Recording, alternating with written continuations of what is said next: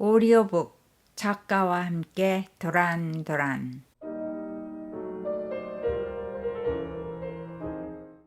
세도나 민유자. 내가 세도나의 이름을 처음 들은 것은 산타페에 살고 있을 때다. 이름이 간단히 세 음절이고 된 발음이나 구르는 음이 없어서 얼른 기억하기도 쉽고 부르기도 산뜻했다. 위치가 로스앤젤레스와 산타페 중간에 있다고 하여 지도를 보니 큰 고속도로 40번에서 그리 멀지도 않아 오가는 길에 꼭 들러보리라 생각했다. 그 후 5번 정도는 40번 국도를 지나다녔다. 그러나 세도나를 지나칠 때마다 아쉬워하면서도 한 번도 가보지 못했다. 국도에서 불과 30마일 정도 들어가면 되는 것을. 갈 길이 바빠서도 그랬지만 그만큼 그때는 마음의 여유가 없기도 했다. 또 그렇게 아름다운 경치에 산수가 있는 곳인지도 몰랐다. 그때 듣기로는 지금 우리 모두가 알고 있는 것처럼 경치가 빼어나다거나 땅에서 기가 많이 솟아난다는 명성을 들은 것이 아니다. 산타페보다는 규모가 작지만 예술가들이 많이 모여 사는 예술가촌이 있고, 그래서 갤러리가 많고 관광객들을 위한 상가와 음식점이 많아 상권이 활발하고 발전하는 곳이라는 얘기였다. 관광객 차원에서 특징을 들은 것이 아니고 발붙이고 살기 위한 생계수단으로 사업 터전을 닦아보려는 정보 차원에서 세도나의 이름을 들었다. 잠시 외도의 생활을 끝내고 다시 LA에 돌아와 살면서 매력 넘치는 곳 산타페와 그곳의 사람들을 그리워하다가 방문할 기회를 가졌다. LA에서 산타페는 860마일이니 자동차로 운전 시간만 13시간 정도 소요된다. 중간에 기름도 넣고 식사도 해야 하니 실제로는 훨씬 더 걸린다. 돌아오는 길에 하룻밤을 중간에서 자기로 하고 플래그스테프에서 89번 도로를 따라 세도나로 향했다. 입구에 들어가면서 소나무가 점점 더 울창하더니 개울이 흐르고 희고 검은 바위들이 층층이 쌓인 깎아지른 절벽이 나타났다. 머리를 한껏 젖혀야 끝을 볼 수 있는 높은 돌산이 멀다가 가까이 다가들면서 입이 벌어지는 아름다운 경치가 계속됐다. 수량이 풍부한 시냇물과 빽빽한 나무와 높은 바위가 이루어내는 수려한 경관을 감탄하면서 숲속 좁은 골짜기를 따라 꼬불꼬불 내려가기를 1시간여 만에 상가와 예술적인 분위기를 풍기는 갤러리들이 나타났다. 세도나 시내가 가까웠다고 느낄 무렵 갑자기 시야가 확 트이면서 저만치 거대한 붉은 돌산이 한가운데 우뚝 그 모습을 드러냈다. 저녁 6시 경이었다.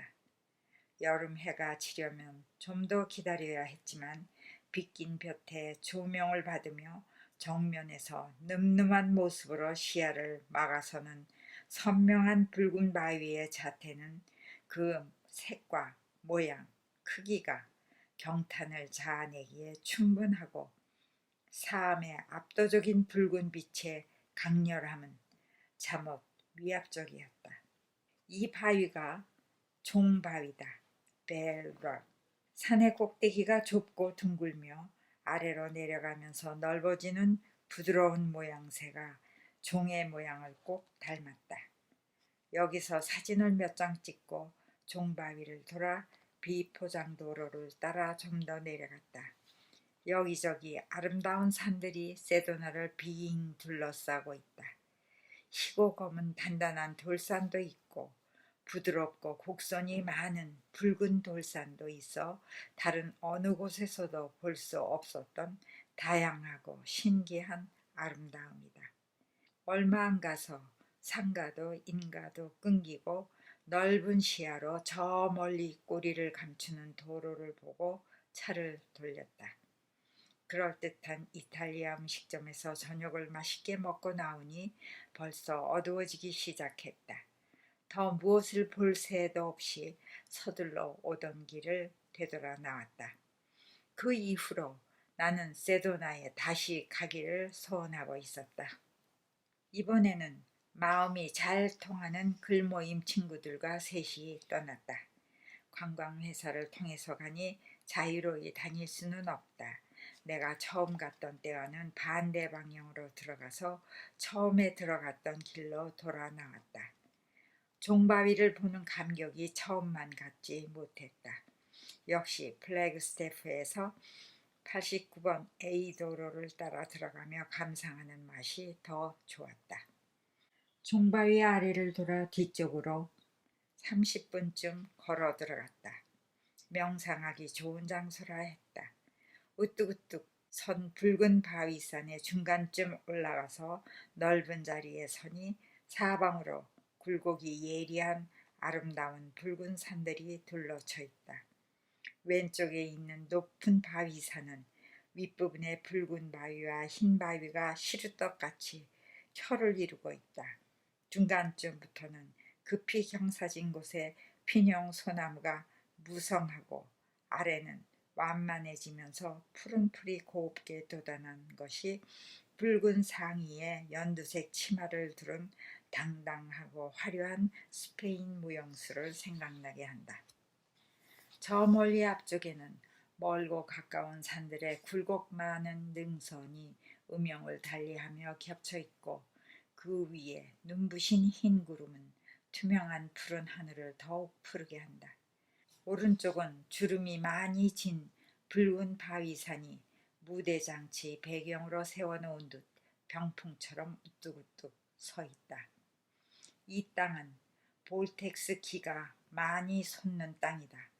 바위산 중턱에 붉은 바위를 등지고 과부자를 들고 앉아 잠시 눈을 감는다. 아니, 이 천혜의 명당 자리에서 아름다운 시야를 두고 눈을 감는 것이 아까워 다시 눈을 뜨고 찬찬히 경치를 바라본다. 코끝에 스치는 솔바람이 한여름 떼약볕 아래서도 상큼하다. 알 수 없는 원기가 몸속에 차는 듯함은 빼어난 산세의 경치가 주는 아름다움에 있을까? 아니면 듣던 대로 철분을 많이 함유한 붉은 바위에서 뿜어나오는 기에 있을까? 종바위 저만치 옆에는 대법원 바위라는 큰 돌산이 있다.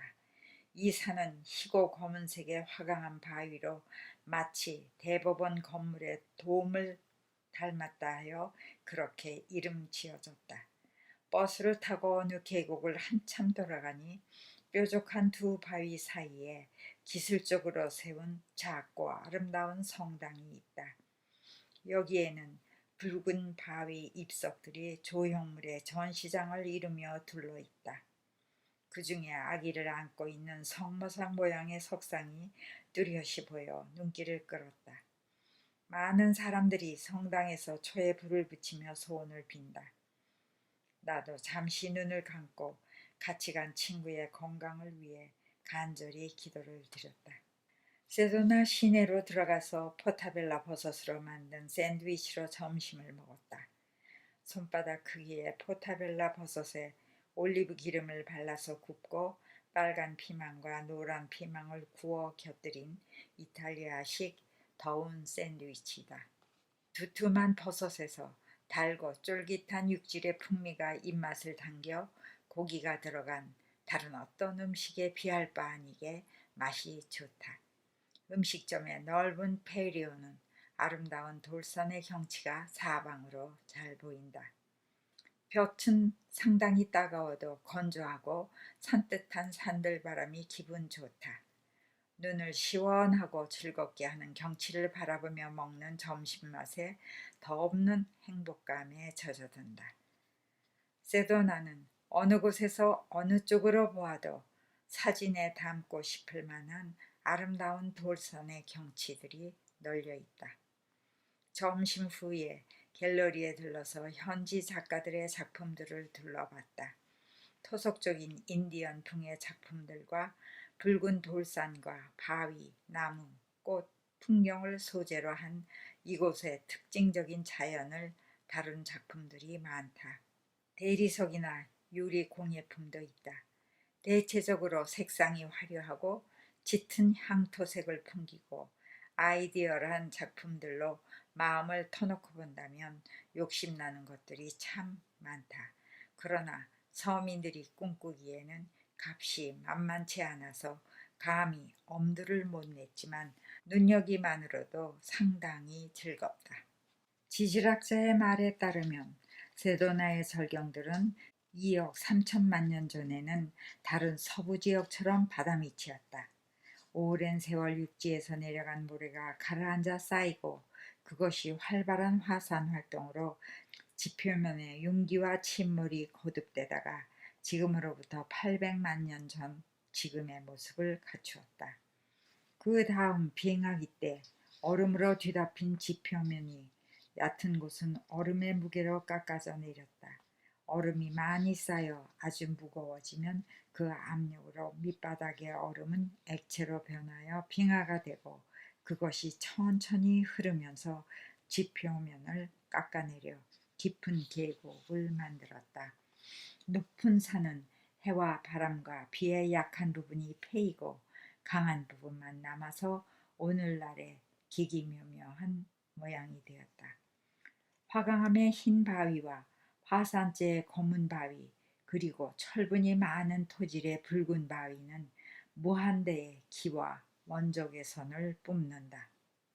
길도 생기기 전 여기에 처음 발을 딛고 정착한 사람은 J.J. 탐슨 형제라 한다. 그들은 아무도 살지 않던 황무지인 이곳에서 사과밭을 일구기 시작하여 80에이커에 달하는 사과 농장을 만들었다. 그러는 동안 주민이 늘어 200여 명 살게 되었다. 1902년 우체국에 정식으로 지명을 등록하고자 이름을 지어 신청했으나 그 이름이 너무 길어 적합하지 않다고 허가를 받지 못했다. 다 함께 고심하던 중 언제나 헌신적으로 많은 사람들의 대모 역할을 해온 형수, 즉 탐슨 부인의 이름을 따면 어떠냐는 시동생의 의견에 모두 기꺼이 찬성했다. 그래서 그녀의 이름으로 다시 신청하고 정식 허가를 받아서 그때부터 세도나로 불렀다. 세도나는 화란에서 이민 온 화란 여자였다.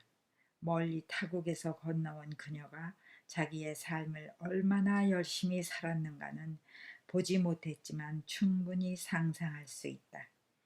키가 컸는지는 잘 모르겠으나 손은 확실히 컸을 테고 얼굴은 예뻤는지 알 수 없지만 눈매는 분명히 예뻤을 거다.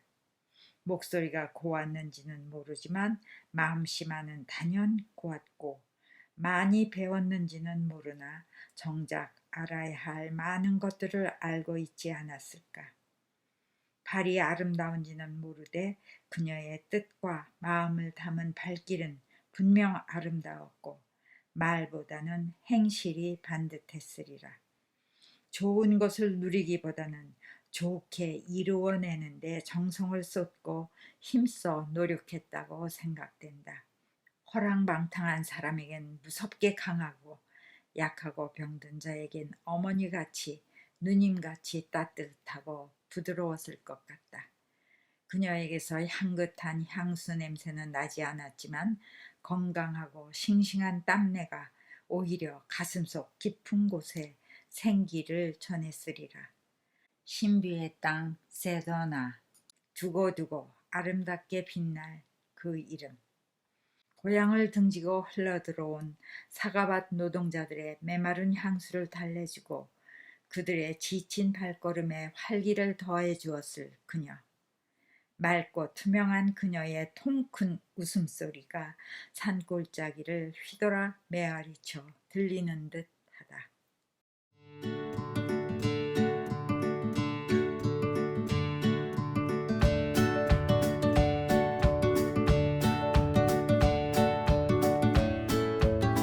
구독과 좋아요 부탁합니다.